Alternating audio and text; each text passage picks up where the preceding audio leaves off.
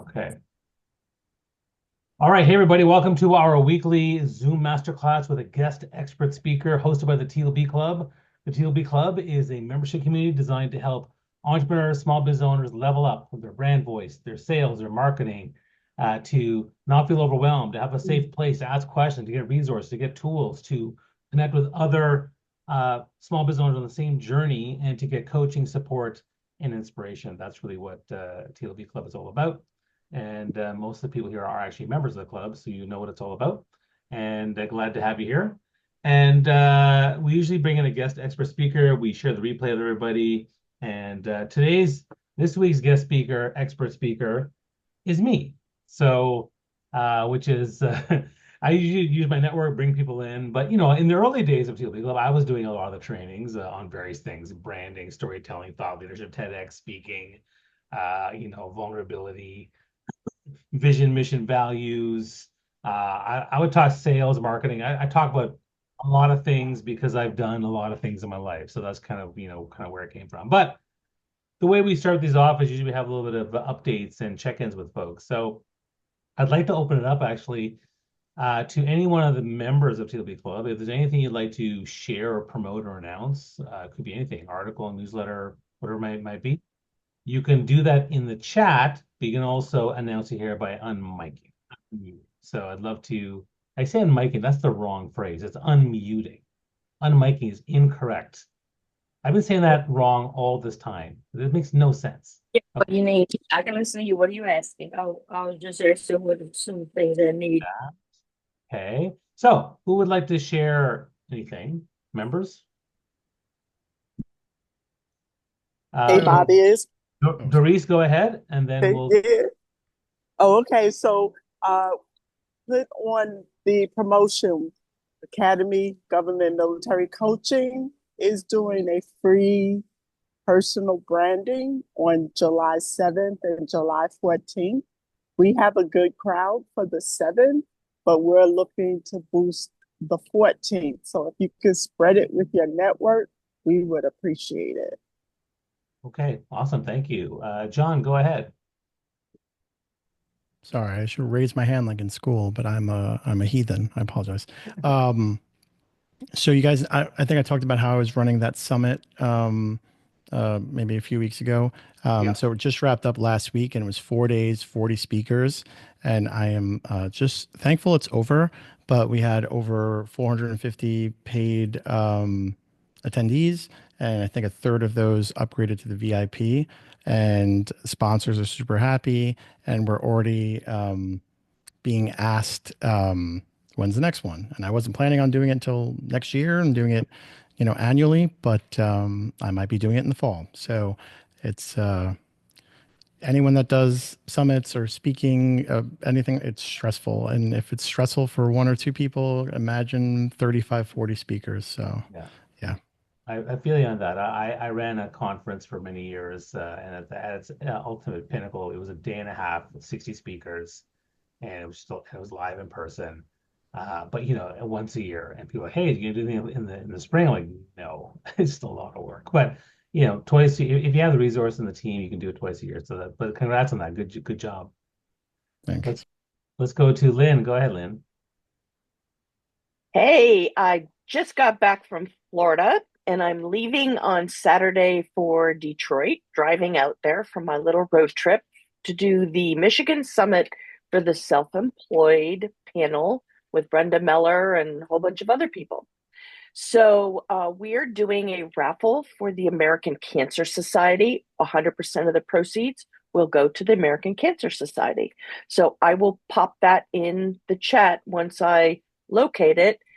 This is my first day back in the office, and I'm in tomorrow, and then I leave again. So there you go. If you want to donate anything, you will get a little love and shout out from Brenda Meller and me and maybe the other panelists and whatnot. Hey, awesome. Thank you. All right. Anyone else want to share anything? Well, while everyone else is thinking, I'll share one thing, which is, I've been talking a lot about in the last month or two with some of you about new plans that I'm doing. So one of the things I'm doing now is Substack. I saw two separate presentations about the benefits and how it compares to other things that you're doing with emails, newsletters, and whatnot. I just saw one today, another one, and I also saw an email from Justin Welsh, and all of this convinced me that Substack's the way to go.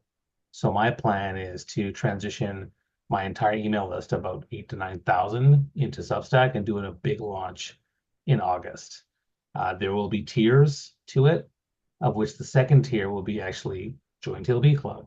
So what that means is they'll get access to that content and they'll get access to TLB Club.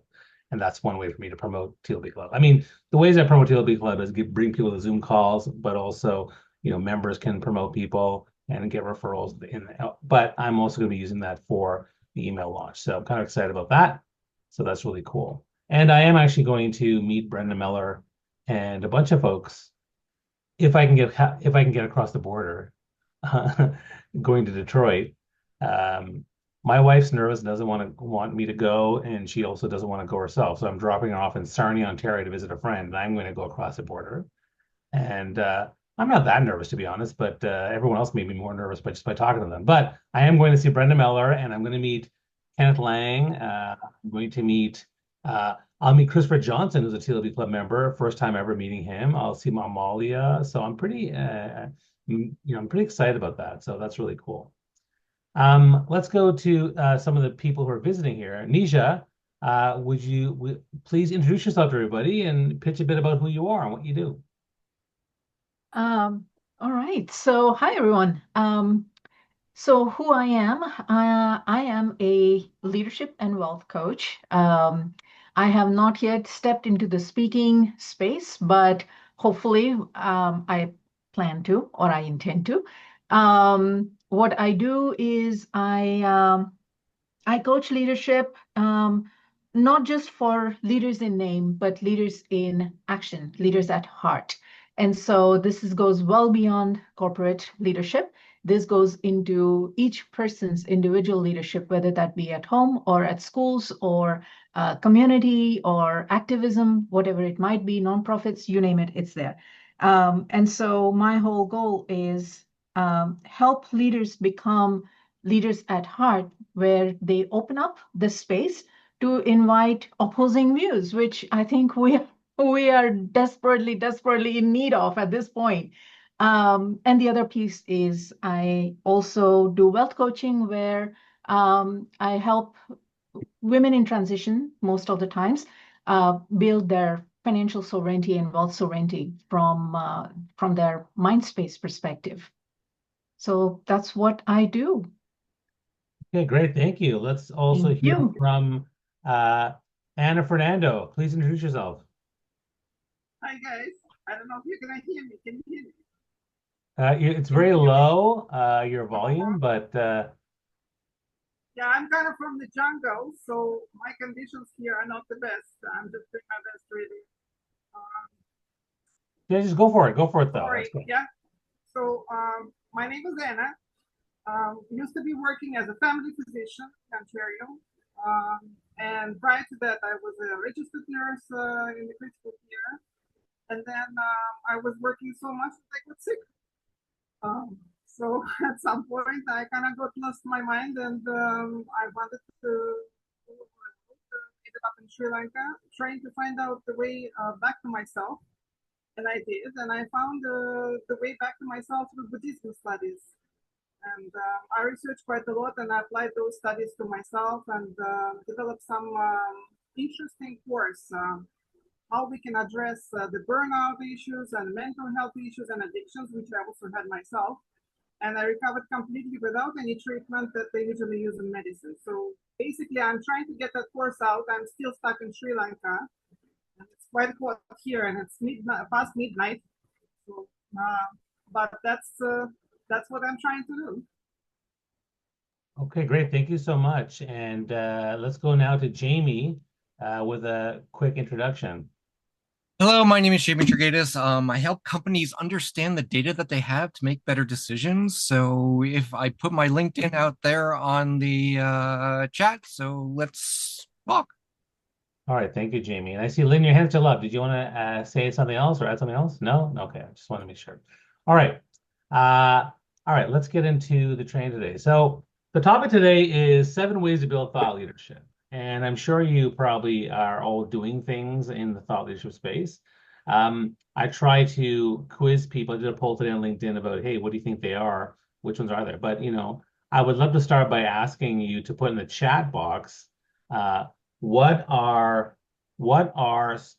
some of these thought leadership building strategy or tactics you are currently using? Put them in the chat box. I want to see what you guys have. Like, what do you think they are, and what are you doing? You're trying to build your thought leadership, trying to build your brand. What are you doing out there? What are you doing?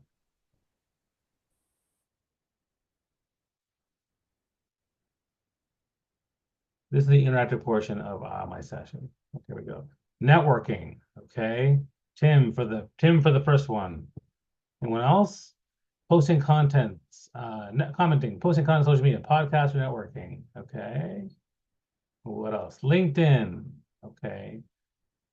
LinkedIn, speaking and writing. Okay. Good. Okay. Anything else? All right. Content creation, events, networking, speaking. Okay. Lots of different things. Great. So I'm going to share some slides. Educational carousel, newsletter, strategic comment on LinkedIn. Okay, good. I love this. All right. So I'm going to share some slides now, and we'll kind of go through, kind of what I want to share with you guys today. Okay. Bloop. And all right. So hopefully you all can see this. All right. So 7 ways to build the best thought leadership. Which is the best? Well, thought leadership is everywhere, right? It's your LinkedIn profile. It could be in your website. It could be in your digital signature. You message people. You may have a podcast. You may have videos. There's things you're doing to build your thought leadership. For those who don't know me a little bit about me, I'm a speaker trainer, 1,000 keynotes across 4 continents the last 20 years. I was an Inc. magazine top 1 leadership speaker, 5-time TEDx speaker, LinkedIn top voice, digital influencer, author, awards, parenting, values, all this kind of stuff. So there's lots about me. I'm not going to get into it, but I'm definitely a big believer in thought leadership. I have built thought leadership for myself, and I love talking about it. And that's one of the reasons why we started a TLB club, which is Thought Leadership Branding Club. So let's talk about the key to the piece here is what we call digital thought leadership. But it's also in-person thought leadership too. So when it comes to thought leadership, right? I mean, the starting point I always say to people is like, look, if you look at these people here, these are 8 very different people, but they're all thought leaders in different spaces. Now, you probably may have heard of some of them, but the question then becomes, who are these people and what are they thought leaders about? So if you're to name one of these people and tell me what they're thought leaders on, like what area of expertise, put that in the chat. So for example, I'll help you out here. Warren Buffett is a thought leader in financial investing, right? Okay. Can you name anybody else here? Bobby, I'm not sure of her last name right off the bat, but Malalia over here on the left is a social advocate, and she is a thought leader on women and their rights and their voice. Yes, that is correct. So Malala Yousafzai is all about educating young girls. That's a big niche she's focused on. Okay, you got Steve Jobs, computing, Gary Vee, Steve Jobs for design. Yeah, so one part is we know who they are. The other part is, what are they known for, right? What do you think they are thought leaders in? Because maybe it's not what we think it should be, or maybe you have it wrong, or maybe we have a different idea. I mean, but they all have different things, right? So these are all thought leaders. Now, how do you build thought leadership? Well, basically, when it comes for building thought leadership, there's 3 main criteria or steps. Number 1 is learning to network authentically, build deep relationships, have tons of connections. This is what we call influence. So Oprah Winfrey has her best friend, Gail. She has her close friends and acquaintances, and she has followers. In each of those 3 levels, she has what we call influence. Now, you may know influencers out there who are not thought leaders. Why? Because they're missing number 2, which is creating and generating new ideas, innovation, and content. This is what we call subject matter expertise. Now, the truth is all of you are subject matter experts, but maybe you haven't built up enough influence. Maybe you only have like a couple friends who support you and come to your workshops. And so you have to build that influence. So there's some people with subject matter expertise, but haven't really built as much influence in it, or they don't know how to build that influence. And the third thing is mastering public speaking, active listening, communication skills. And this is what we call your brand voice. What are you doing out there to improve yourself, to be a better listener, a better speaker, a better communicator, and building the brand voice yourself? So, when you look at subject matter expertise, Warren Buffett's writing financial reports, Beyonce is writing songs, R&B and hip hop songs. Brené Brown is doing TED Talks. And then in terms of brand voice, they're all speaking. Malala's speaking on panels. Gary Vaynerchuk's doing all these videos on social media. Other people are doing different things that they're working on. But this is how you build thought leadership. So all of us typically are pretty good at one of these things. Maybe we're natural connectors. Maybe we're natural idea generators. Maybe we're just natural at speaking or listening. But the more you develop all three of these things, the more achievement impact you have as a thought leader. And why is this important to be thought leaders? Well, it's about authority, which is basically credibility, influence, and reach. And, I also have a model that I use, which is the foundation of how I help everybody, small business owners, corporate execs, teams, as well as you on thought leadership. Now, most of you in the TLB club have seen this before, but I'm going to run through it. The foundation of mindset and confidence. Almost all of us struggle with this at some point in our life, whether we're speaking, writing, content, selling, creating, branding, whatever it might be. And then you want to have a content strategy and some digital presence. You want to work on storytelling, speaking, communication, which also is part of what I do TEDx for. You want to build meaningful relationships. You also want to have personal branding that's clear and targeted. And if you have a strong personal brand, that'll feed back into better confidence because you know who you are and what you do. It has more meaningful and targeted content strategy and presence, better communication, and better relationships. And then most people I've worked with in my life have always struggled with these 5 main things, either one of them or all of them. But the more you build on these things, the better off you're going to be as a brand, as a thought leader, as a business. And then the other thing that happens is people still need more than that. They need the knowledge and strategies, because if you don't know how to build meaningful relationships, you need the knowledge how to do so. If you don't know how to work on your mindset or confidence, you have to have the strategy to do so. Similarly, you all need community and coaching. Coaching for help someone to soundboard for you, to help you 10x your results, to champion you and help you elevate yourself, keep you focused in the line. Community for kind of the same thing, crowdsourcing, innovation, support, but as well as accountability. And then once you have clarity in who you are and what you're doing, and once you have greater confidence in what you're doing and you're doing it consistently, then your thought leadership brand will level up. This is the model that I use, and every single person I've ever worked with, of the thousands I've worked with, they're usually missing one of these things. Because what happens is you can be consistent, but if you don't have a clear brand, it's going to do less, right? You can have confidence, but if you're not clear on what your message is, it's going to go all over the place. So for every single one of you, there's always something here that might strike you that, you know what, this is the piece I need to work on. This is the piece that I think could be better. So I want you to think about that, because everyone I worked with it's one of these things. Now, what if I haven't done any thought leadership brand building? Well, then, this quote, I love this quote, you have to be different, greater, first. So the truth is, even if you're not first, don't worry, you can still be different, you can still be great, you just got to do the work, right? So I want to take you through how to 10x your brand profile and thought leadership, okay? And what I'm going to do is start with the first one, networking. And, networking essentially is, we're doing it right now. We are networking. We're relationship building.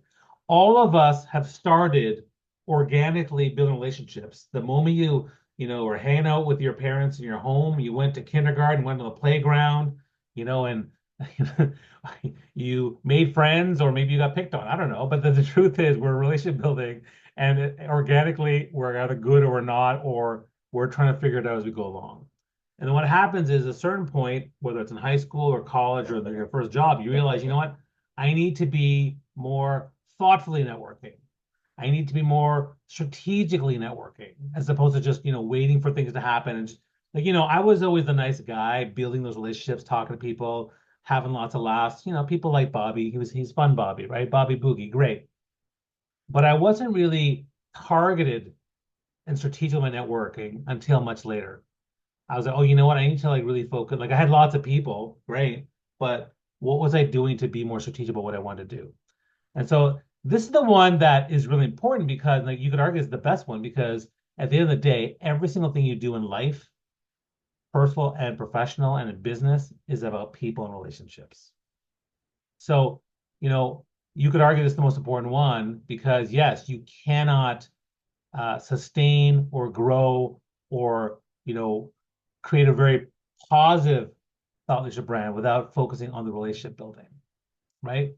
So this is one I think that people need to spend a lot of time on. If they're not, if they don't know how to do it, this is something they should learn how to do, or at least understand, because now networking and relationship building is everywhere. Like it could be a live event, it could be here in the Zoom call, it could be on that webinar, it could be on LinkedIn, it could be virtual, it could be at a party. I once got a job talking to somebody backstage at a musical because I was in the musical and she was the technical director. And next thing you know, she got me a job because she worked for HR for a big company called Unilever. Because you never know, right? So this is a really, really important one. Now I'd like to ask you if you want to unmute. I keep saying on mic, unmute. Um, what do you find the hardest about networking or relationship building in general? Does anyone have anything that they would find challenging about this? I want to make this interactive and discussion based. So, like, Melanie, go ahead. I was just going to encourage people. This is where you Oh, okay, speak. thank you. Well, But look, we're not all perfect. I'm not even perfect. I mean, I'm no, issues too. feel free to speak, people. It's okay. I think it's that it's not. Well, I mean, I'm an introvert, so for me, like having networking, sometimes I go to my introvert self, so it is hard for me to connect with people.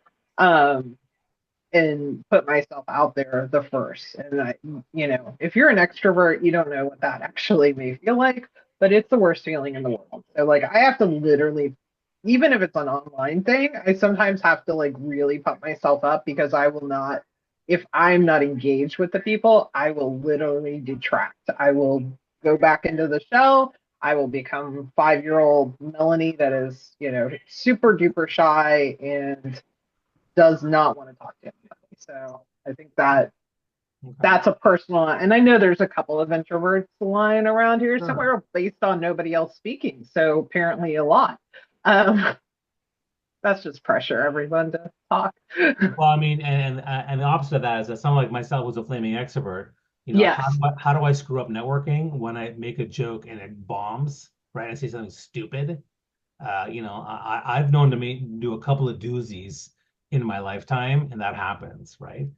Or what if I talk too much, I'm not really focused on what I'm thinking.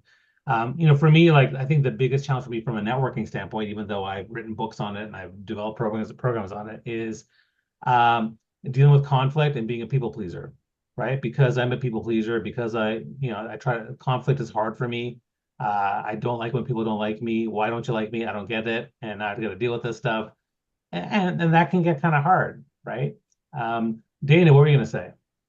I was going to say for me, it's a little bit of a combination of like the breadth of meeting new people and kind of going to networking events and things like that versus the depth of like making the time to really get to know somebody, because just meeting people isn't kind of enough. It's like you want to actually create relationships. And so finding the time and the balance, I think, for those two things, for me can be challenging. Yeah, and that's a great point. So, like, how does networking build your profile thought leadership? Well, if you have a large Rolodex, you have a large CRM, you have a database, all these people that know you, like you, and trust you, that's called influence. So that can help, but that's not the only thing, right? There's a second part, which is subject matter expertise. The more you talk to people, and the more you deep dive into knowing them and who they are and things like that, you start to know each other's subject matter expertise, right? So when people come to me, like, I built a relationship with, for example, Melanie. I've known her for several years now, and we built a long relationship. If someone comes to me looking for an expertise that I know she can help with, I will direct them to her right away. That's also how thought leadership is built, right? So there's that subject matter expertise piece as well. So that's why relationship building is so crucial for this. And every aspect of the other is going to be the other aspects of the other aspects of thought leadership building, which I'm going to go through. You're going to see actually they're all related, and people skills and relationship building are all interrelated. Steve, go ahead. Well, I'll own up to being one of those introverts that Melanie was talking about. But I just wanted to comment that Networking, I think it's a little bit like there's more to network than meeting people. It's kind of like having a strategy and not doing any implementation. Just because you go meet a bunch of people, that's interesting, but it's not very valuable unless you actually do something to create a deeper relationship, to expose your subject matter expertise or your warm personality or whatever. You have to go beyond shaking hands, so to speak. Yeah. Just a comment. Yeah, and I think what's interesting about that is like, I use the word networking because it covers a lot of things. It covers digital networking, in-person networking, things like that. But the true word here is cultivating meaningful relationships. That's really what we're talking about here. So if you get thrown off by the word networking, oh my God, I have to go networking, man, I'm stressed out. We're just talking about cultivating meaningful relationships. That's what we're talking about. So this is a very, very important one on how to build thought leadership. Okay. Now let's go to the second one. Content strategy. So what that is essentially is you're putting content out there, and you put content out there. It could be on LinkedIn. You do a poll, you do a post, you share a video on TikTok, you share a Facebook post about your July 4th barbecue and all the food you're going to eat. Whatever it is, you share content because content basically lets people know what you're up to. It shows people who you are and what you care about. It demonstrates your expertise. It starts conversations. And again, content is a way to build. Now there's different aspects of content strategy. So I'll give you an example of one that was kind of passive, introverted, but then it blew up. So you saw Seth Godin. Anyone know who Seth Godin is? So does anyone know how he became famous? What did he do? So he had a newsletter. So he started an email newsletter, and they were very notably short. Very short. Yeah, the blog. Exactly. Thanks, Natalie. A blog that he would email to people, and it's very, very short and sweet, but really biting, cutting edge type thoughts. And that email subscriber list grew to 2.5 million with an 85% plus open rate. And, and so it can be quite powerful. Now, content is not just email newsletters. It could also be you creating content, like someone said, LinkedIn. Great. It also could be you commenting on someone's post, because commenting is also content. But at the end of the day, it's a way for you to start a conversation, build that connection, but most importantly, from a thought leadership perspective, demonstrate your subject matter expertise. Right now, the hard part is it's a long-term play, right? I mean, like everyone knows, I've built up a huge profile, 500,000 followers on Twitter and LinkedIn Top Voice and 70,000 followers a year and 40,000 on Instagram, blah, blah, blah, right? But it didn't happen overnight. It took a long time. Like, my first 100,000 on TikTok was about a year and a half. And then in 3 years, I grew it to 500,000. On LinkedIn, this is something I've been doing for a long time, although I didn't purposely grow it until 2017 to where I am now. And I didn't get LinkedIn Top Voice until just 2024. So, it's like, it's a long-term play. But, sometimes you can get something that takes off. Is there anything here from a content strategy perspective that people struggle with? I'd like to hear kind of what your challenges here are. I mean, the biggest challenge, of course, is can you be everywhere? I mean, obviously that's not possible, or it can be eventually be a lot of enough money in automations, but being everywhere sure is a big challenge. But Lorelai, what were we going to say? Well, we were talking about this the other day. I have so much to talk about to narrow it down Yeah. and get the right message, especially when you're in transition. Right. Yeah, no, I totally agree with that. I mean, I certainly, I've had multiple things that I've been expert on. I've had to adjust that over the years. Anyone else have any other challenges with content strategy to build thought leadership? Well, the obvious one is just the time that it takes to do it. Right. Yeah. It does take way longer. And, the truth is you don't have to be everywhere. And I say this because I know I have a friend who is a thought leader on Pinterest. That's all she does. She has 4 million subscribers or followers, and from that has built a business, right? I see that content gets lost using LinkedIn. Well, content gets lost everywhere. That, that's why whenever there's a shiny new, social media platform that's taken off, a lot of people, you run with it, right? That's how I ran with Clubhouse, right? So certainly that's a challenge, right? So that's why we talked about the different aspects of thought leadership in terms of clarity, consistency, targeting, branding, all that stuff makes a big difference. Okay, good. Any other ones? Okay, so let's go to the next one. Speaking. So speaking is actually, I would say, one of my favorite ones, and that's kind of why, because I was a speaker for 20 years. And so for me, but again, speaking is everywhere. You speak at the networking event. You speak sometimes in your content. You can speak on a panel in an industry event. You can speak and deliver workshops and keynotes to deliver your subject matter expertise and also to influence people. You can speak to, with your video content, you share or do a live stream. You can speak on television or the radio, and that speaking will, go a long way to help you get noticed. Now, I think that speaking is one of the biggest amplified ways of doing this quickly because, I'll share the story of one of my best friends. So one of my best friends is Natalia Juarez in Toronto, and for 5 years, I tried so hard to get her to just put stuff out there. Like she was always learning and she was networking, which was great, but her content strategy was okay. But I was like, put more stuff out there. Like talk about your experience. You're so good at this. And she was always like, I'm learning, I'm reading this book, I'm taking this course. Like, just get it out there.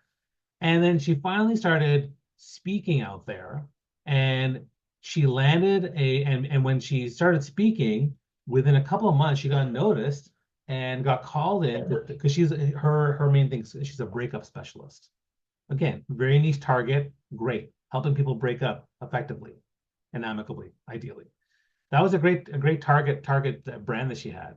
She got noticed, and then next thing you know, she got called to speak on Good Morning America after Valentine's Day, and talked about how to break up because most people break up after on Valentine's Day or right after or before. So she talked about that. And what happened? She blew up, and now she has a six-figure business coaching people on stuff. So, speaking goes a long way as an amplifier, and that's why for me, it's when I start speaking, it certainly helped my business, and that's why it's a big thing for me.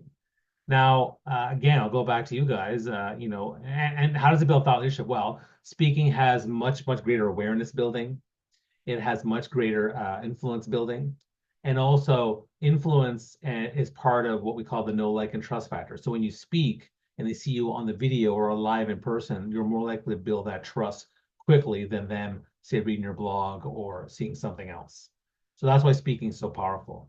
I'd love to hear from you guys. What would you say are some of your biggest challenges with leveraging speaking and speaking as using speak? Like the first two are the most popular things everyone's doing. Okay. Speaking is a little bit more advanced. Not everyone does it. But so tell me, what would you say are your challenges for doing more or using speaking as a tool to build your thought leadership? John, go ahead. I know for me, I can, that's why I said they call me an ambivert because I'm like an extrovert, like on camera and at my computer and stuff like that for like webinars and podcasts. But in like actual conferences and summits and stuff in person, I get very introverted. I get very like anxious. I start to like sweat and everyone's looking at me. And what if I stumble on a word and stuff like that? So for me, the more I actually do it, even in like a smaller setting, I get over it, but it's still, I don't know who to look at. I don't know like to look at the screen if I'm presenting. I'm one of the guys where I stand still at the podium and other people are walking around up and down, and I can't do that because in my head I'm like, where am I walking to? Why am I doing this? Where do I put my hands? And there was a recent one that I went to, it was a smaller one for like a lot of Jewish Orthodox sellers here in the tri-state area, and it was only about 90 people, but I didn't realize how bad I did these kind of things until afterwards.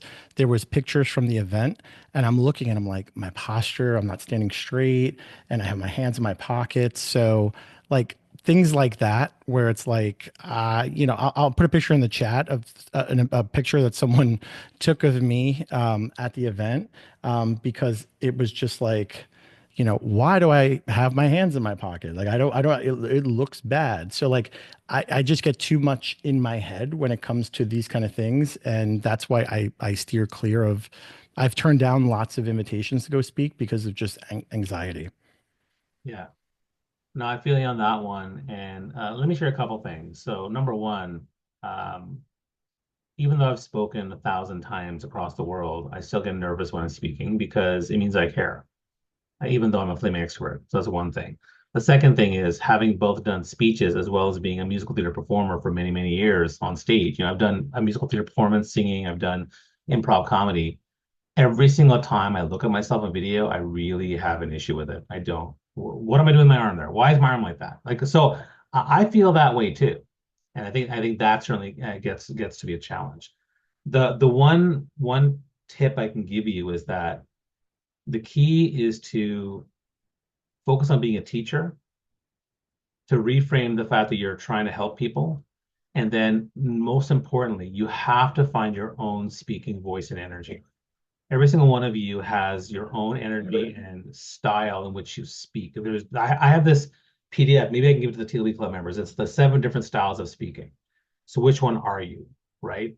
And so my style is Yoda, the wise old, articulate, eloquent dude, right? That's kind of what I am. But it's important to know what your style is, because when you do that, then you know how to prepare, right? So for example, there's a great TEDx talk by Susan Cain on introversion. If you watch that TEDx talk, you'll see that introverts would prepare for speaking in a different way than I would. Steve Jobs was a notable introvert, and he would spend hours being by himself preparing so that he would be able to present and use that energy in the best way possible. Whereas me, I am more a dynamic, move around the stage like John was talking about, and that's kind of what I do. I use humor, I use vulnerability, and I use my energy, my voice. So it's important to understand kind of what style works for you. But most importantly, introverts have the power of preparation and reflection and thoughtfulness. And so you take those superpowers to then plan and prepare for how you want to speak. Does that make sense? No, totally. Awesome. Sorry, Anna, go ahead.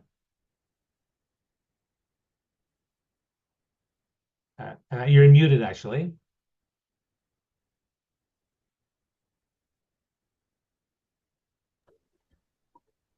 Are you able to speak now? Yes, I hope you can hear me. Can you? It's very low, but go ahead. Go ahead. my- I'll see if I can hear you. Sorry. What I was trying to say is that if you can forget about yourself, if you concentrate on the subject, I think once you dissolve yourself in that process, then speaking becomes easier, or anything else that you do. Yes, I agree. And I always like to tell a story about how the first time I danced with a girl was absolutely god-awful awkward. The second time was painstakingly numb. The third time was not that fun. The fourth time was okay. And by the time I got to the 10th time dance with a girl, I was okay. So, that for me, that was the hardest thing. One of the hardest things I ever did. All right. Third one, number 4, a book launch. Now, let me be more clear about what I mean by that. So you launch a book, you launch a white paper, you launch an ebook, you launch some sort of physical book type thing that people will see or read. That's another way to build thought leadership, right? Because you have all your expertise in that book, and you launch, you try to get that in the hands of people so they'll read it and be able to talk about it and things like that. This is a way for you to build subject matter expertise for sure, but also influence, because when I first started as a speaker, everyone kept saying, Bobby, where's your book? Where's your book? And it was hard to get speaking at the beginning. So then I was like, fine, I'll write a book. So I wrote a book on networking. And once I had that book, I leveraged that book to get speaking gigs, just the way I leveraged, TEDx talks. So launching a book. Now, the challenge with launching a book, of course, is that depending on how good you are, and some people do it really, really fast, but for me, my first book, it was a really short 30-page book. But it took me like hours and hours and hours of planning with myself and my co-author to put that together. So it was very, very difficult for me. But and other people who launch the longer books, they take even longer, so it's harder. And then of course I had to get people to buy the book, and so that found to be a bit of a challenge for me. But Book launch is a great tool for building thought leadership expertise, and influence, and also sharing your brand voice out there. Anyone here have any questions on book launches, e-papers, white papers, all that kind of stuff? Now, again, this is another thing that not everybody does, but it's a good, everything here is an asset, right? Do we do all 7 of them? Not necessarily. Have I done all 7? Yes. But they're all assets. Each of them adds something.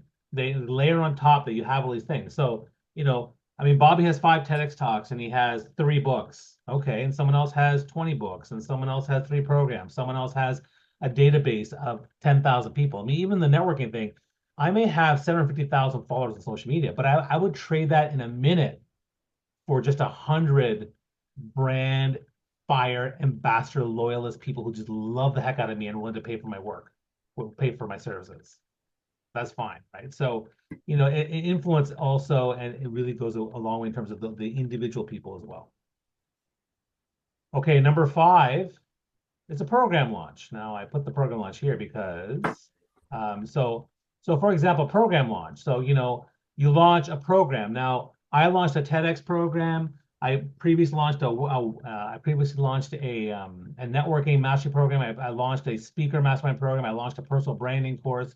I've launched programs, all of my life.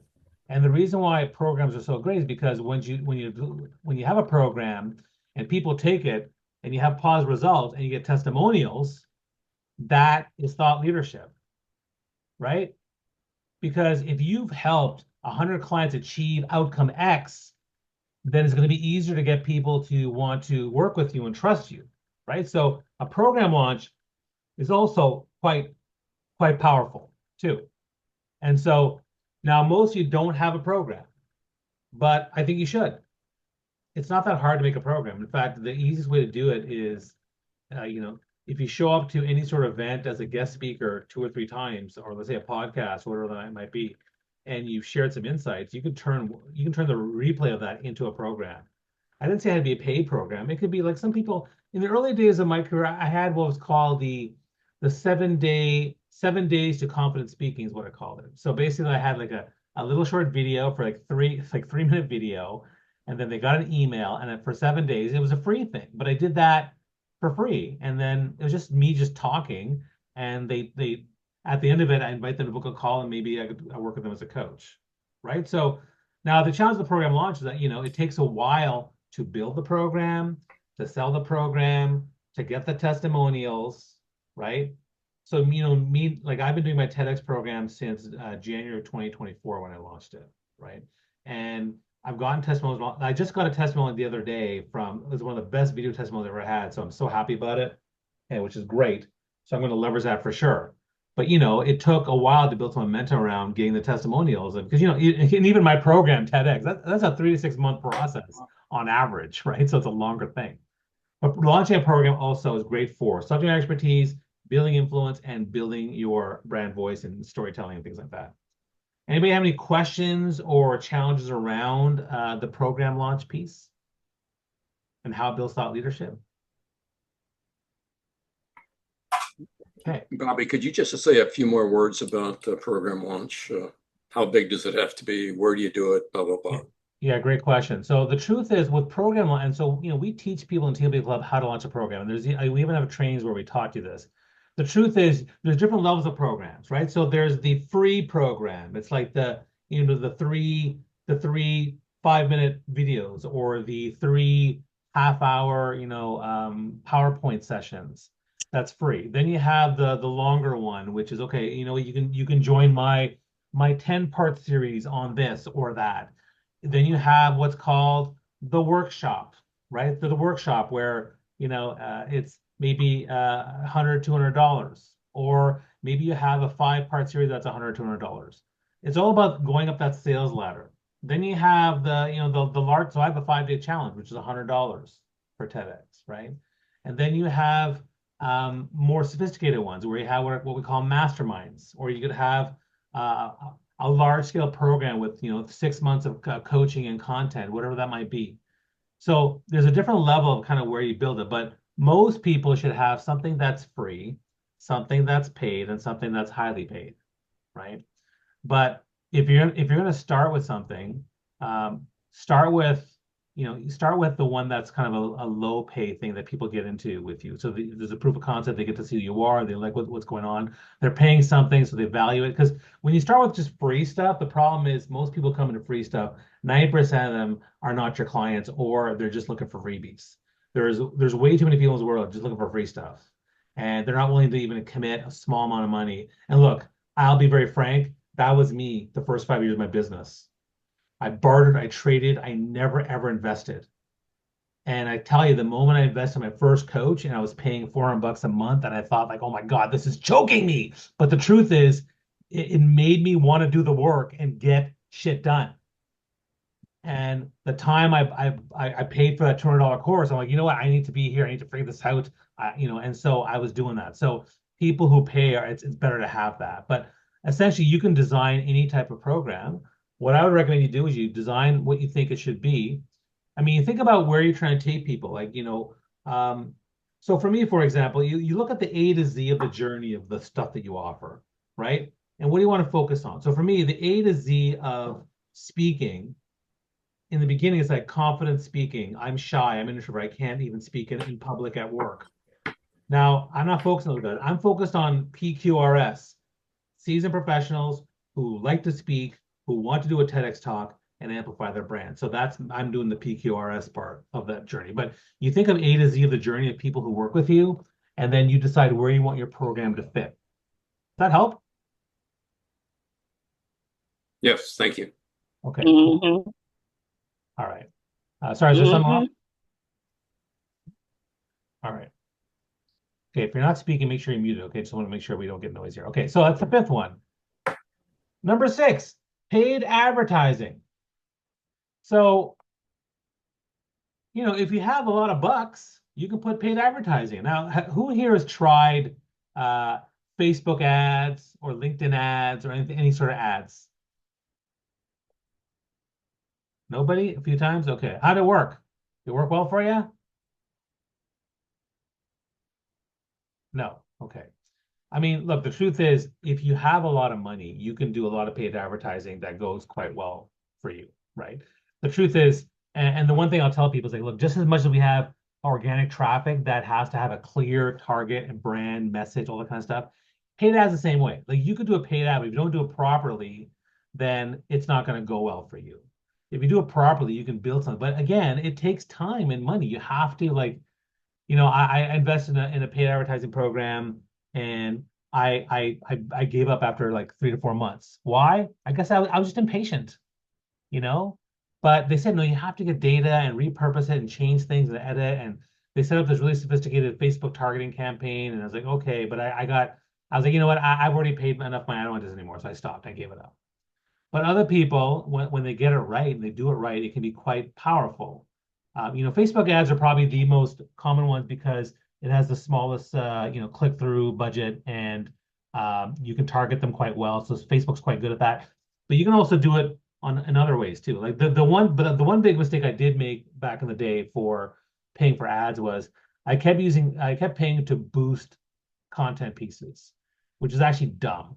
I mean, it's just an awareness builder, and it's not really about building business. If you're going to spend money on ads, it's got to be towards some sort of funnel that leads to business, right? So I often push you guys, what is your client acquisition strategy? So that's what it's got to be. It's got to be something around that. So if you have, let's say you're boosting, I'll make this up. One of the ones I did before was, hey, here's a personal brand audit. You boost that ad, people download the audit, they then get a series of emails, which leads to a call with me, and then I can sell them my programs. So you want to have something that's more specific around where it leads to them wanting to do business with you. That's where the advertising goes with it. Now, people are really rich. They just, bomb you with ads, and they do that, and that's fine. They can do that too. But paid advertising does work. It can work. If you've got the money, great, or you can set aside a budget. But it does require consistency, proper targeting, and it does require an investment, right? So if you're thinking I'm going to do $20 a day on Facebook for 30 days, that's not really the way you want to do it, right? If anything, if you can commit to, let's say you can commit to $30 a day, and do that for 6 months, okay, then maybe there's something you can do with that. But that is 30 times 30 times 6. For all my mathletes, what is that? Exactly. It's $4,500. So if you're willing to commit $5,000 on ads, you could actually build something very sophisticated. But the problem is most of us as small business owners, we're too chicken to do that. We're too chicken to, try that out because you're also spending another couple of grand on the expert to do that with you. So that's 7,000, but you could do 7,000. You could actually build something really awesome, right? So paid advertising is a great way to build thought leadership. Anybody have any questions or comments on this? I know I'm going along here, but I'm enjoying the conversation. So, anybody have any comments on paid advertising? Okie dokie. Okay. All right. Now let's go to the last one. The last one is the TEDx talk, and I talk about TEDx talks, but the reason why I like TEDx talks is because it combines speaking, it combines content strategy, it combines networking. And to me, it's a great way, and it's something you can launch. Because when you launch a book, you have to get people to buy your book. When you launch a program, you have to get them to pay for your $500 program. When you launch a TEDx talk and you do well, it essentially can amplify because people are happy to pay, happy to share a free, TEDx talk or a snippet from that TEDx talk. So for me, TEDx talk to me is the ultimate way to build your thought leadership. And I'll say this very clearly to most people. TEDx has the shortest amount of time invested, about 20 to 40 hours, with the shortest timeline, less than 3 to 6 months, for the greatest amplification of your brand. So that's why I love it so much. So whether you're launching a book or a program or a content strategy or a network or whatever, or speaking, whatever you're doing, you can use a TEDx talk anytime in that process as a 1, 2, 3, 4, 5, 6 punch. That's going to help you build your brand. So that's kind of why I do TEDx. So these are the 7 different ones. And the question was, what's the best one? I'm going to say a TEDx talk. However, I will say that if you have to be good at stuff and you want to, networking and speaking, building relationships is absolutely essential for anything. You can't do anything without it. And of course, learning how to speak more. Speaking includes your book launch. Speaking includes your program launch. Speaking includes everything. So becoming a better speaker communicator is an incredibly good investment too. And as I said before, when I did my first TEDx talk, my speaker fee jumped, my speaking gigs increased. I started traveling around the world, which was great. I want to just share, I know we're getting a little low on time here. I want to share 3 tactical steps for you in terms of, what do you do? Well, first off, you have to start where you are. You can't go from A to Z if you don't know where A is, or maybe you're at point D or F, I don't know, but figure out where you are so then you can put together a plan. That's why I always tell people, tell me where you are, tell me what your brand is, let's get a snapshot, let's come up with a plan. And my friend String Nguyen, who's now a 4-time LinkedIn top voice and noted influencer, she just started putting videos out there, and next thing you know, she became known as the video person and became an influencer in that sense. Number 2, you have to leverage storytelling everywhere you go. So whether you're doing an ad, whether you're doing content strategy, whether you're doing speaking, the book, storytelling is essential, similar to the relationship building piece, on which storytelling breaks through the clutter. Storytelling influences people. Storytelling shares your subject matter expertise better. So investing in storytelling is an important piece too. And then the other thing I think about is people often say LinkedIn versus TikTok or IG or YouTube. Look, you gotta go where your audience is. You gotta work what works best with you. But most importantly, I think you have to have a tactical plan that specifically is multi-function, multi-platform. So if you are on LinkedIn or if you are on TikTok, you have to have an email list. That's why I'm doing a lot of work on building a Substack platform in the fall. But you have to have an email list. So you want to make sure you're, focus on your strengths. Like the person on the right, she's clearly loving video. She's getting a great work with it, and that works for her. But I would also encourage her to have an email list and maybe repurpose this content elsewhere. And of course, you leverage storytelling with your content. LinkedIn, I think, is a really, really good one. Storytelling is everywhere. You can create content. I think that's great. And the thing about building connections is that people want to do business with those that they trust. And that's why, all aspects of thought leadership are about building that connection. And that's why I also mentioned videos, right? The data, 70% people view videos in more positive light after watching them. Forrester research says that 1-minute video is worth 1.8 million words. So even if you're not a big video person, let's say you're not really into videos, I would invest in making one professional video that's 1 to 3 minutes long that shares who you are, what your story is, and how you help clients. So 1 minute, 90 seconds, and 3 minute videos. And you can repurpose them all you want. But to me, videos is incredibly important. And then, of course, the other tactical step is using AI tools to help you. You all know that, I use Opus Clip. I do live streams with various people, and that live stream this live stream I did turn into a 60-second clip that I posted across all the social medias. And it did it for me so quickly. It was amazing. It generated from an hour session about 30 clips, of which 2/3 were good. So 20 of them I used, and I post them across my socials. Did it again here. So lots of times this works out very, very well. There's other tools I use like Postwise. I use Postwise to create an AI ghostwriter for both LinkedIn and for Twitter. And I love this one. It creates LinkedIn posts as well as tweet threads for me. And so, so I did this input, right? And by just creating an input, I get this amazing thing that sounds like me and is very, very compelling. So you got to be able to, create that change you want by stepping forward and doing those things. And that's why, I'm here. That's why we're all here to do this. So in terms of, and one thing I want to mention is like, if you want the big change, it's the small steps over time, right? You have to put the time in and do it.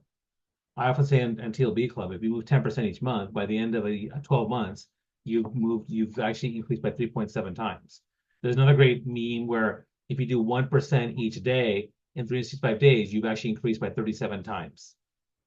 Which is why my new newsletter and my new Substack thing is going to be called the 1% Brand Brilliance. It's called that.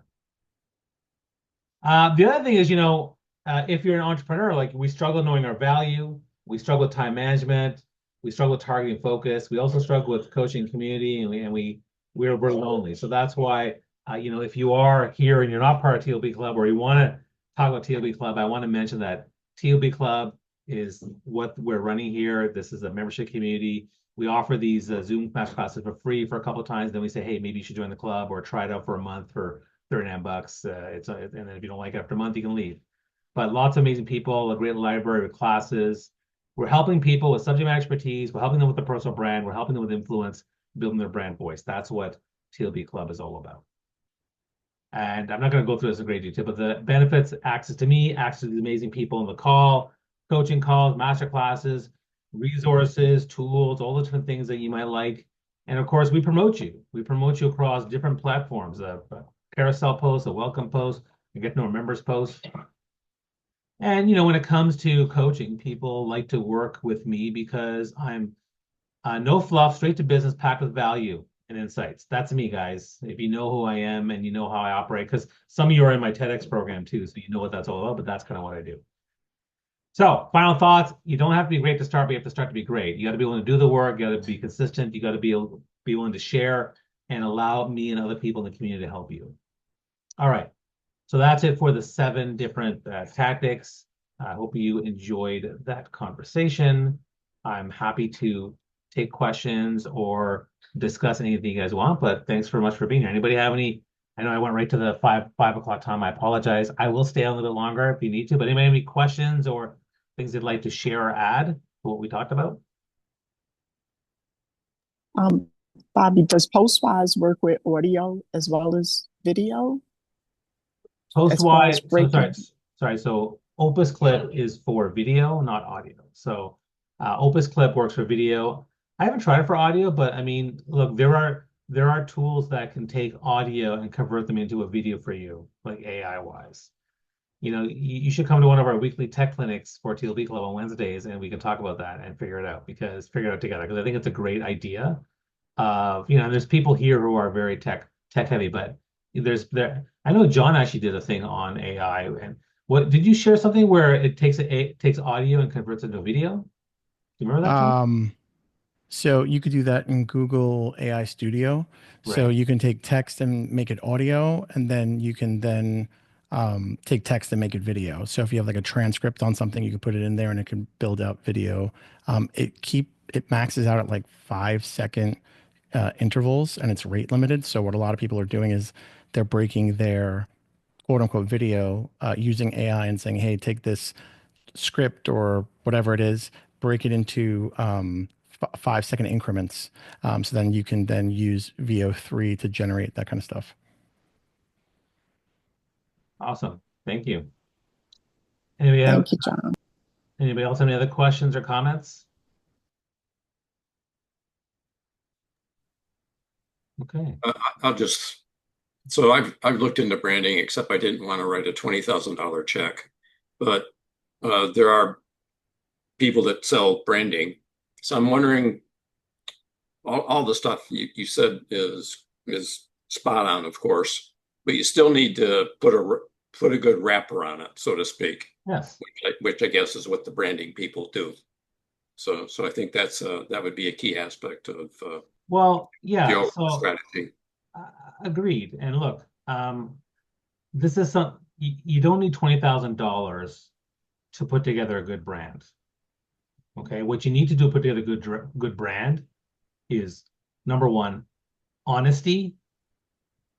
Number two, the right community and coach. And number three, putting the work in. So I often tell people when it comes to personal branding, like, are you willing to invest 100 hours of your time?